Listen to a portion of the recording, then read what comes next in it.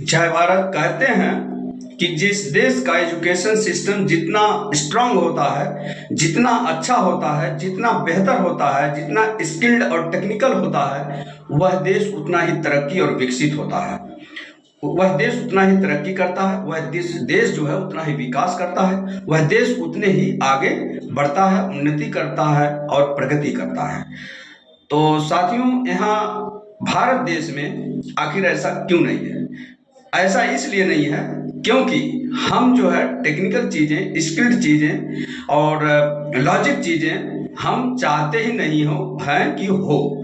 क्योंकि हम जो है सरकार जब बनाते हैं तो वोट करने जाते हैं तो हमें कौन सा सरकार मंदिर, मस्जिद, दंगा फसाद, जातिवाद, धर्मवाद, मतलब ये सब चीज़ों पर कौन ज़्यादा फोकस कर रहा है उस पर हम वोट देते हैं।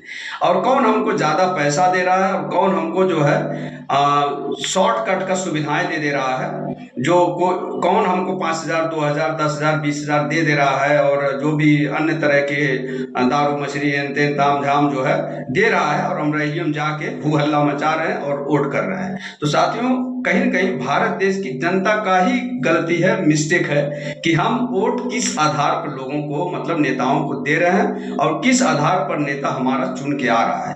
नेता भी जानता है कि यहाँ की जनता का क्या मतलब रुझान है, क्या चाहती है और किस में वो खुश है। तो साथियों, कहीं न कहीं यहाँ जो वोटर है, भारत देश के वोटर है, उन्हीं का दिक्कत है, उन्हीं का प्रॉब्लम है। अगर कहीं सरकार हम सही अगर चुनते कि एक्चुअली देखा जाए तो जो भी कैंडिडेट हमारे जो आते हैं उतर करके, विधायक चाहे एमपी चाहे जो भी मंत्री जो भी कैंडिडेट आते हैं, वो एक्चुअली ज़्यादातर लगभग 90% जो है वो कैंडिडेट पढ़े लिखे नहीं होते हैं। वो खुद टेक्निकल नहीं होते, वो खुद इंजीनियर नहीं होते, वो खुद मतलब प्रोफेसर नहीं होते हैं, वो खुद जो है सामाजिक नहीं होते हैं। वो किसी भी तरह से पैसा बना लेते हैं और पैसा के दम पर जो है चुनाव जीतते हैं और फिर वो और पैसा बनाते हैं, फिर और पैसा बनाते हैं और उसके बाद जो है सरकार में बैठ कर जो बहुत सारी योजनाओं को लेके आते हैं और खाते हैं पीते हैं। कहाँ जाता क्या होता है मालूम नहीं।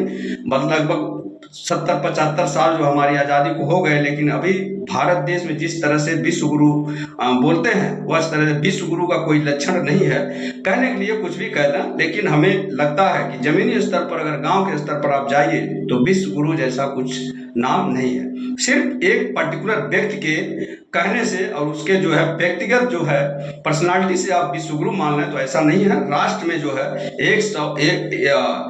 लगभग 145 करोड़ जनसंख्या है, तो उसका विकास देखा जाता है अगर राष्ट्र को देख रहे हैं तो। लेकिन अगर पार्टिकुलर लोगों को देख करके विश्व गुरु बना दे रहे हैं देश को, तो ये तो गलत बात है। विश्व गुरु तब बनेगा जब 145-150 करोड़ जनसंख्या यहाँ की वह उस लायक हो जाए, उस स्तर पर पहुंच जाए, एजुकेशन में, शिक्षा में, स्वास्थ्य में, टेक्नोलॉजी में, स्किल्ड में, व्यापार में, समाज में, समाज सेवा में, सोच में, विचार में, मानसिकता में। तब मैं मानूंगा कि भारत विश्व गुरु है।